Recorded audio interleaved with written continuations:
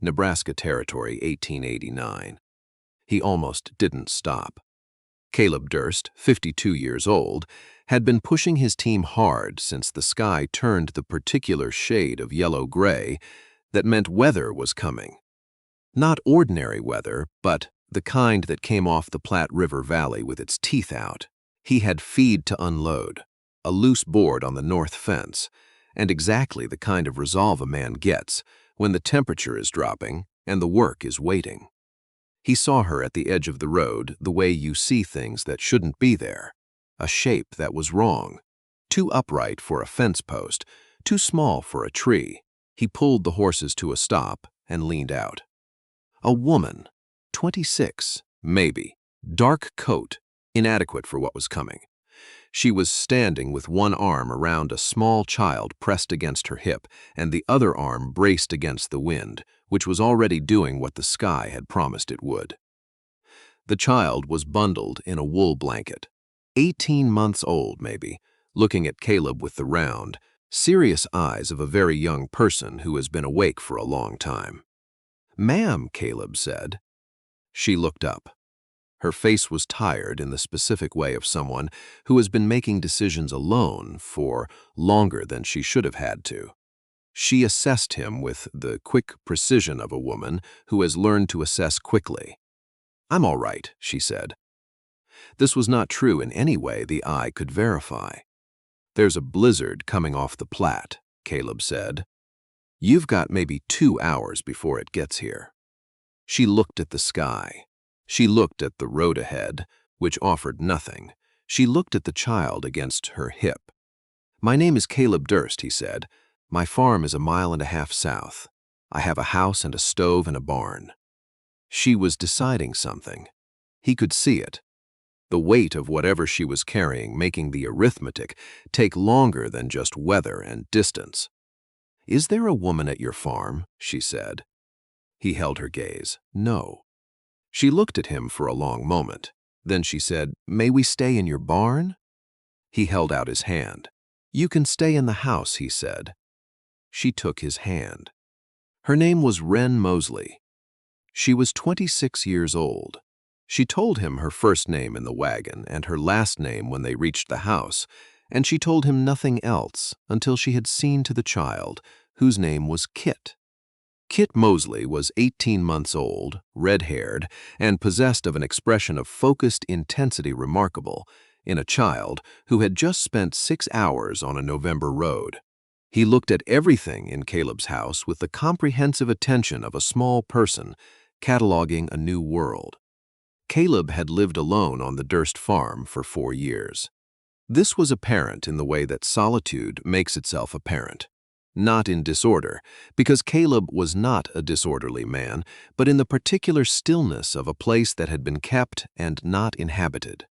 One plate on the shelf pulled forward, one mug on the hook, a quilt on the chair by the fire folded in the precise rectangle of something that had not been unfolded recently. Wren noticed all of this in the first 60 seconds. She noticed it the way she noticed most things, completely, quietly, filing it. In the corner of the main room, between the window and the bookshelf, there was a rocking horse, carved from dark walnut, smooth, with a real mane of horsehair and a saddle of pale leather. It was sized for a child of 2 or 3. It was spotless. It had never been used. Kit saw it immediately. He pointed at it and made the sound that, in the language of 18-month-olds, means, "That is mine." "Kit," Wren said quietly. Kit looked at his mother. He looked at the horse. He chose the horse. Caleb watched the boy cross the floor toward it. Something moved through his face that he managed before it fully arrived. He said, "It's fine," and went to the kitchen to start the stove. Wren helped with supper. He did not invite her to help. She appeared in the kitchen doorway with Kit on her hip and assessed the situation and handed the boy a wooden spoon to occupy himself and took the flour sack from the counter. "The biscuits will cook faster if the pan is already warm," she said. He looked at her. "I'm a practical woman," she said. "I'm not good at sitting while someone else works." He moved to make room at the counter. She made biscuits the way a person makes something they have made 10,000 times, without measuring, without thinking, the motion in the hands before the mind. She had been a midwife's apprentice in eastern Ohio before she was married. She told him later. She had learned cooking from necessity and medicine from a woman named Mrs. Allard, who believed that a useful woman was worth more to any community than a decorative one. Kit abandoned the wooden spoon and sat on the floor and watched Caleb move around the kitchen with the concentrated interest of someone conducting an important study. "He's watching you," Wren said. "I see that." He does that when he's decided someone is worth watching. He doesn't watch walls. Caleb looked at the boy. Kit looked back at him with perfect composure. "What's his name again?" "Kit." He nodded. He went back to the stove. Kit, apparently satisfied that his assessment was underway, picked up the wooden spoon and began testing its properties against the floor. Outside, the blizzard arrived. Inside, the stove burned. They ate at the kitchen table by lamplight, and the wind was loud against the windows. And Caleb Durst ate supper across from a 26-year-old woman he did not know and her 18-month-old son. And he did not ask why they had been on a November road with a storm coming in. She had not offered. He had not been raised to demand. The cough started at midnight. Not a fever. Wren heard it begin in the boy, that dry, croupy sound that an 18-month-old makes when the cold has gotten into his chest. She was up before she was fully awake, checking him the way the midwife's training had taught her. Breathing labored but not alarming. Color normal. She needed steam and warmth. She went to the kitchen as quietly as she could. She was filling a pot at the basin when she heard the floor creak. Caleb stood in the doorway, fully dressed. He had been sleeping in the chair, she realized. He had never gone to bed. "Croup," she said, keeping her voice low. "Steam will help. Can I boil water?" He took the pot from her without asking any other question, went to the stove, and had the coals up and the wood loaded in the time it would have taken her to find the matches. "How bad?" he said. "Manageable, not the worst kind." "Go back to him. I'll bring it." She went. She sat with Kit and held him against her chest and talked to him in the low, steady voice that means, "The world is not ending. Someone is here." Kit was awake and unhappy and frightened in the way that very young children are frightened when their breathing feels wrong and they cannot explain why. Caleb appeared in the doorway with the pot and set it near the bed and fashioned a steam tent from a blanket the way someone shows you, quickly, without ceremony, without asking for credit. He sat in the chair in the corner. She did not tell him to leave.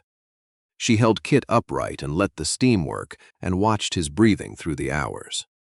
Caleb stayed in the chair. He kept the lamp. He said almost nothing. He went once to add wood to the stove and came back and sat with his hands on his knees and watched Wren and Kit with the expression of a man who has found himself somewhere he did not plan to be and has decided that leaving is not the right thing to do. At 2 in the morning, Kit's breathing eased. He fell asleep against Wren's shoulder with the total collapse of a child whose body has finished fighting something. She turned. Caleb was awake. "He's sleeping," she said. "I can hear it's easier. You should sleep." He looked at Kit. "Will it come back?" "It can if it does. Same thing. Steam." He nodded. He did not stand. "You can go," she said. "I'll stay with him." He looked at the boy for a moment. Then he said, "I'm all right in the chair." She looked at him. This 52-year-old man, sitting in the corner of his own spare room in the middle of the night, for a child he had known 6 hours. She thought about the rocking horse in the main room. She had not asked about it. She understood the way one kind of loss sometimes recognizes another, what it cost him to sit in that chair. She did not say that. She said, "Thank you for stopping on the road." He looked at the window. "My father stopped for people," he said. "He told me it wasn't a virtue.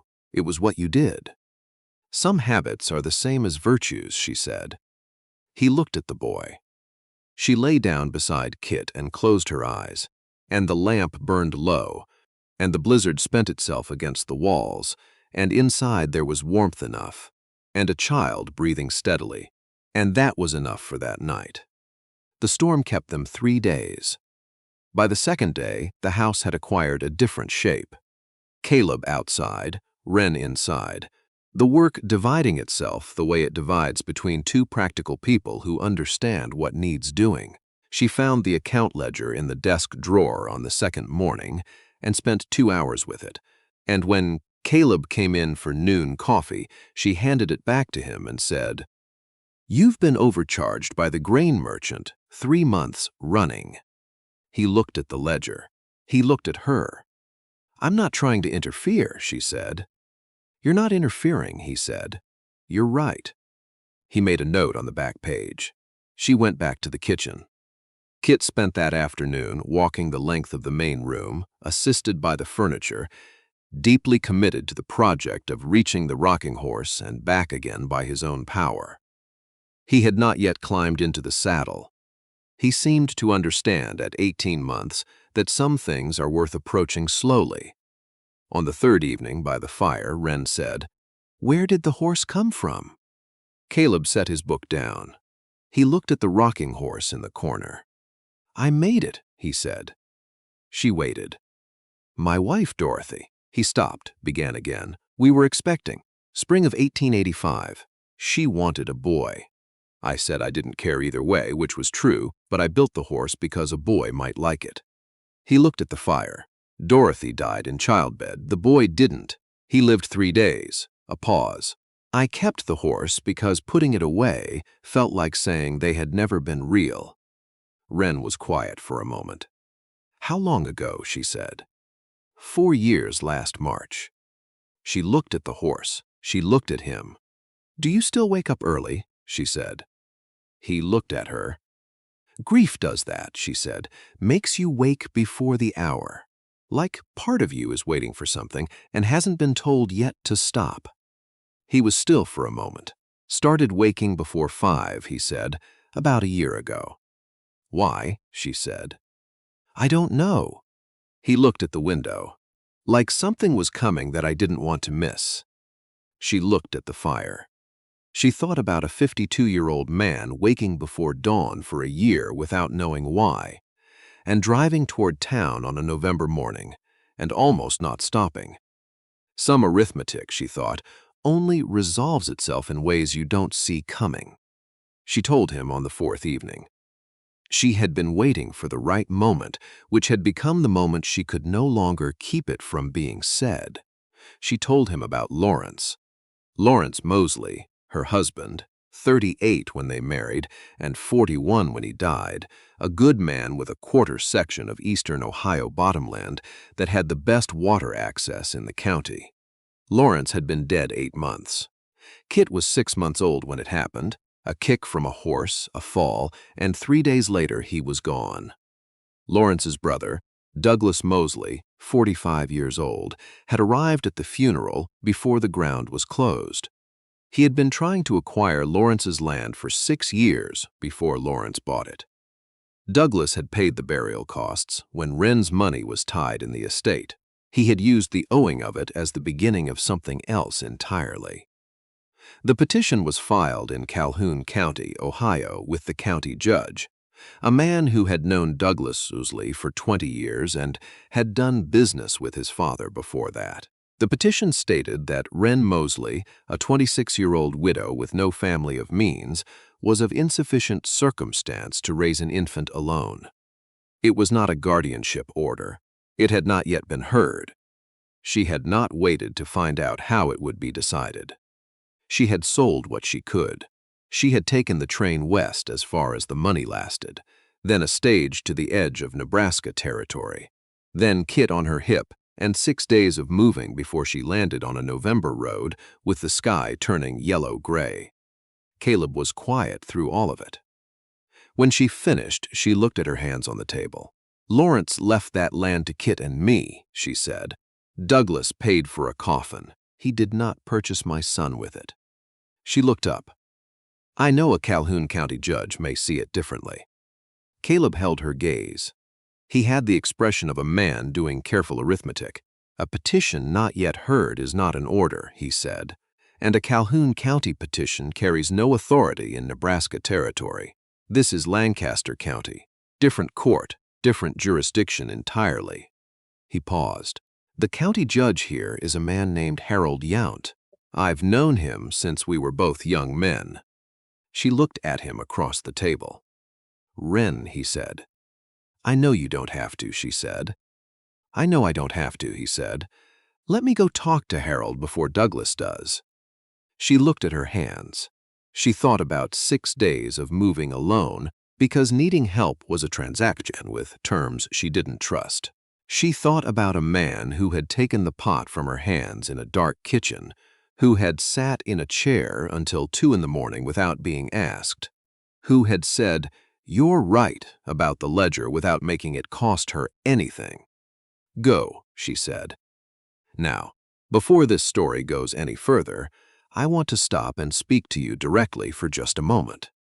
Most of you listening right now are somewhere in the middle of something. Maybe you're on a long stretch of highway, watching the miles go by.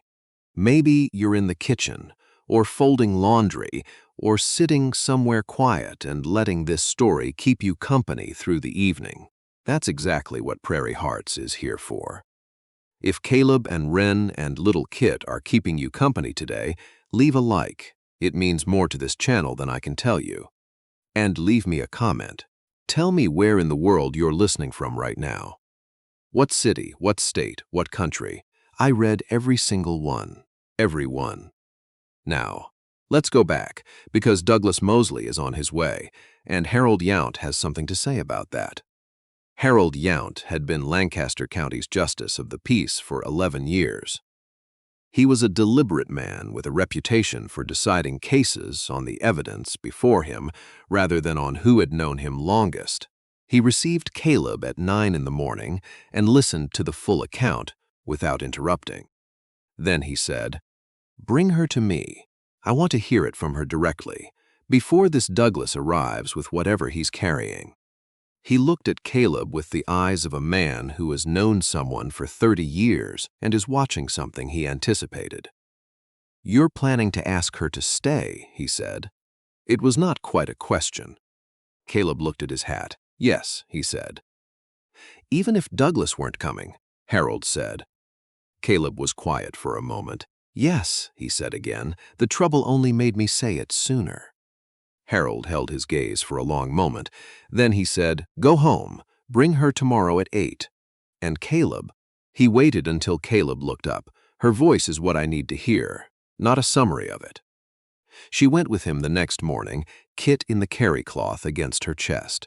She sat across from Harold Yount and told her own account. Lawrence's death, the land, the petition, Douglas's claim, the burial debt used as a door into her life that she had not consented to open. She told it plainly, the way a woman tells something she has been carrying for a long time and has finally decided to set down in the right place. Harold listened. He asked 6 questions. Then he said, "Mrs. Mosley, a petition filed in Calhoun County without a hearing is not enforceable in this jurisdiction. I am not obligated to honor it, and I will not honor it without a formal hearing conducted here, which I will grant if Mr. Mosley presents himself and demonstrates legitimate grounds." He held her gaze. "If he arrives, he will be heard, and so will you, equally and in full." Wren looked at him. "Thank you," she said. "Don't thank me," Harold said. "You made the case yourself. I only had to listen." Douglas arrived on a Thursday. He came up the track to the Durst farm in a hired wagon, one man beside him, with the particular energy of a man who believes his paperwork entitles him to what he came for. Caleb was at the fence line when he saw the wagon. He walked to the house. Wren was already in the yard before he reached her. She had not hidden. He had not asked her to. Douglas Mosley, 45 years old, got down from the wagon and looked at Caleb and then at Wren standing in the yard with Kit on her hip, and then back at Caleb. "That's my brother's wife," he said, "and my brother's boy. I have a document." "I know about the document," Caleb said. "Harold Yount knows about the document." Douglas looked at Wren. "Rose," he said. "Wren," she said. She had come down to stand in the yard. She stood there with Kit against her hip, her voice entirely level. "Lawrence knew the difference. So do you." Douglas looked at her. "The petition." "Is a petition," she said, "not heard, not decided, not an order." She held his gaze. "You paid for Lawrence's burial. I am grateful. You did not purchase my son with a coffin." She looked at him without flinching. "Lawrence left this land to Kit and me. If you have a legal claim, present it to Harold Yount at a proper hearing. That is the process." A pause. "It is the only process I will be part of." Douglas looked at the man who had come with him. The man was looking at the ground. Caleb stepped forward. He did not step in front of her. He stepped beside her. "Mrs. Mosley has made herself clear," Caleb said. "Harold Yount is available Friday if you want to file properly." Douglas looked at Wren once more. He looked at whatever he had come to take and the specific impossibility of taking it from a woman who was standing in a yard, telling him precisely what the law said, and not one word beyond it. He got back in the wagon. The hired man got back in the wagon. Douglas drove down the track without looking back. The yard went quiet. Kit watched the wagon go with the focused attention of a child filing important information. Caleb stood beside Wren and looked at the road where the wagon had gone. "You didn't need me," he said. "No," she said, "but I was glad you were there." She looked at him. He looked at her. "Ask me," she said. He turned. He looked at her with the direct eyes that had been consistent since the road. "Would you still ask me to stay?" she said, "if no one were coming after me?" He held her gaze, long enough that Kit lost interest in the road and began a detailed study of Caleb's coat buttons instead. "Yes," Caleb said. "The trouble only made me say it sooner." She looked at the farm, the fence, the barn, the fields, the sky going pale and wide above the valley. "Ask me properly," she said. He took off his hat. He held it in both hands. "Wren," he said, "will you stay?"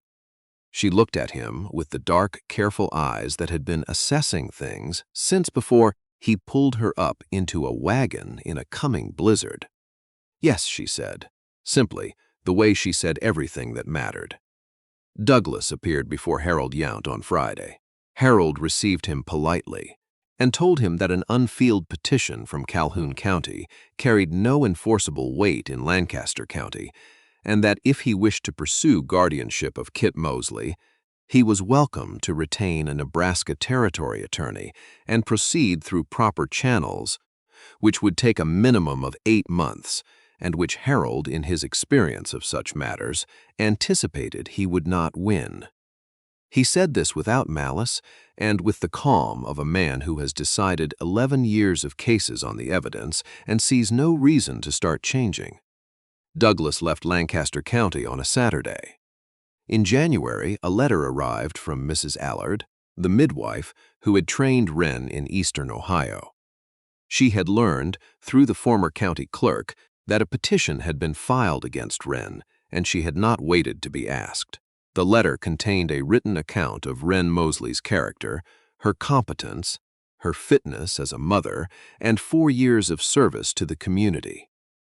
Attached to it was a signed statement from 2 of Lawrence's neighbors confirming the terms of the will and the absence of any legitimate grounds for Douglas's claim. She had been waiting, Mrs. Allard wrote, for an address she trusted. Wren read the letter at the kitchen table. She looked at Caleb. "She kept records," she said.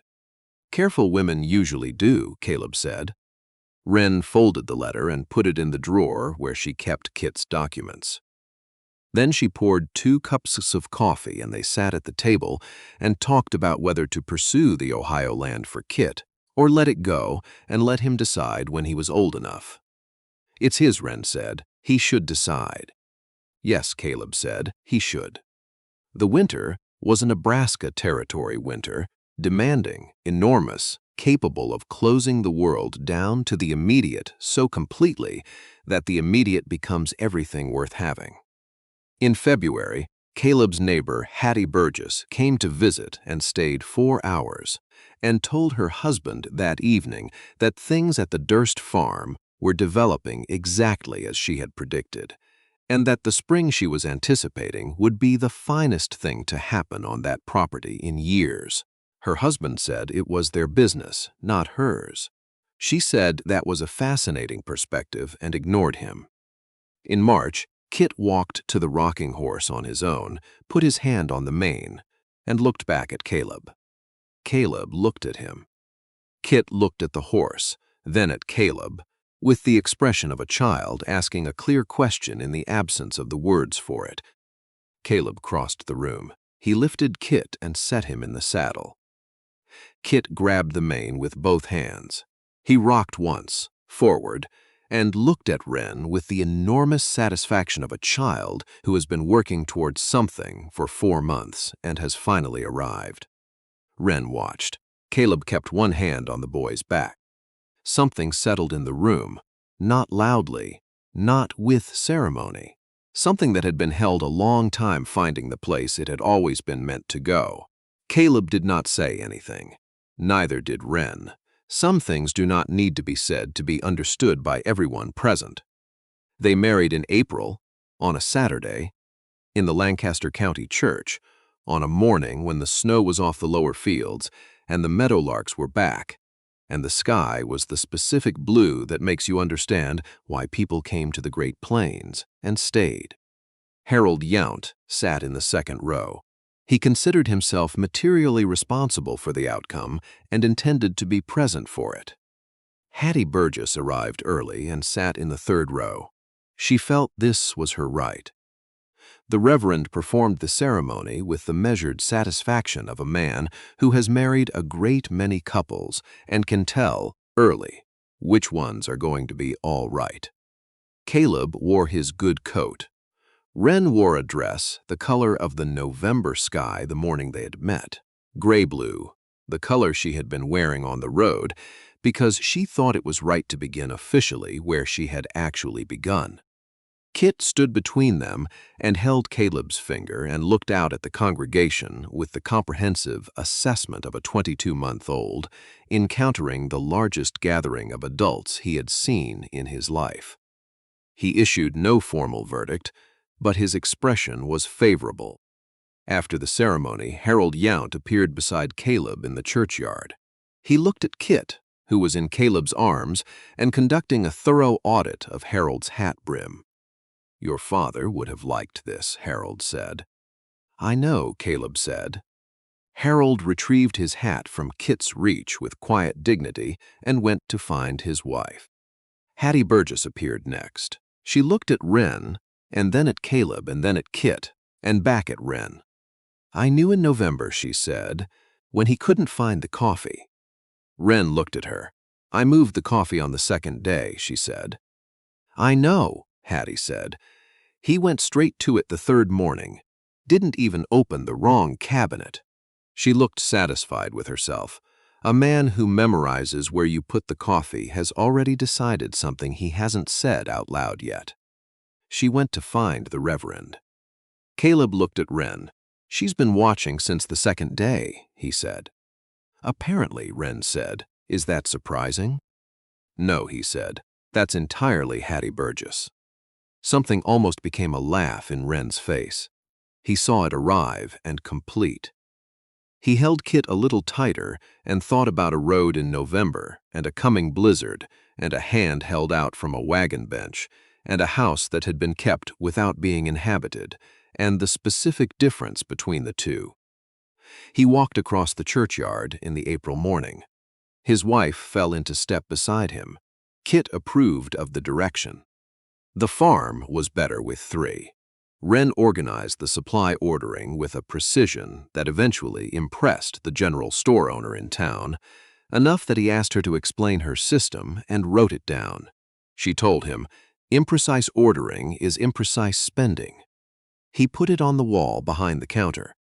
Kit walked properly by summer. He went to the barn with Caleb every morning and had views about the horses that he communicated in the emphatic pre-language of a child who is certain he is being understood. He accompanied Caleb to the south field on Wednesday mornings and sat in the grass between the rows and conducted experiments on the soil, with the philosophical commitment of someone who has decided the world is worth understanding from the ground up. He started with hands, Caleb told Wren one evening, then faces. Now he's working on the ground. By winter, Wren said, he'll have opinions about the fence posts. He already has opinions about the fence posts, Caleb said. He told me Tuesday. On an evening in October, 1 year, almost exactly, from the day on the road, Wren sat at the kitchen table with the account ledger and looked up at Caleb, who was in the chair by the fire with a book he had not turned a page of in some time. She watched him for a moment. He looked up. What? Nothing, she said. She went back to the ledger. Then, Caleb. He put the book down. Yes. She looked at the table. She looked at him. She looked at the rocking horse in the corner of the main room, which Kit had claimed entirely and rode every morning with the confident authority of a child who has established clear ownership over something important. If it's a girl, she said. He went very still. He looked at her with the same direct eyes that had been consistent since a November road. Something arrived in his face. Not surprise, exactly. Something that had been possible for a while and had now become real. Dorothy, he said, quietly, not to replace anyone, not to erase anything, but because the name still had a place in this house, and a house that holds its history is larger than one that doesn't. Wren held his gaze. Yes, she said, if it's a girl. He set the book down fully. She went back to the ledger. The fire was warm. Outside, Nebraska Territory October was cold and wide and full of stars. Inside, the house was exactly the right size. The name Dorothy was in the room between them, no longer only the weight of what had been lost, but also now the shape of what might be coming. And that was enough. It was exactly and completely enough.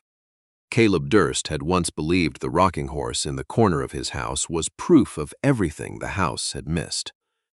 That winter, when Kit rode it every morning and Wren's ledger lay open beside his coffee cup and the lamp burned late while she worked, and he read nearby, he understood that it had also been waiting, that some things are built before their time, because the hands that build them know something the mind has not yet been told. That is the whole of it. A man who almost drove past, a woman who asked only for a barn, a boy of 18 months who evaluated everything he met with the serious attention of someone for whom all arrivals were equally worth considering, and a rocking horse in the corner that had been waiting 4 years for exactly the child who came to ride it. Some storms arrive to take. Some arrive to return what you did not know you were owed. Before I go, I want to say something to you, directly, the way I always do at the end. If you stayed until this last word, you are exactly the kind of person this channel is built for. The kind who understands that sometimes what you need is not the noise or the weight of the world. Sometimes what you need is a voice, a fire, a story about two people who found each other on the wrong kind of day and built something out of it that neither one could have built alone. You are why Prairie Hearts exists. Every like, every comment, every time you shared one of these stories with someone sitting in their car or lying in bed, not quite sleeping. That is you building something real here. May God bless each one of you who listened today. May you find what is waiting for you on the other side of whatever road you're on. Until next time, keep riding.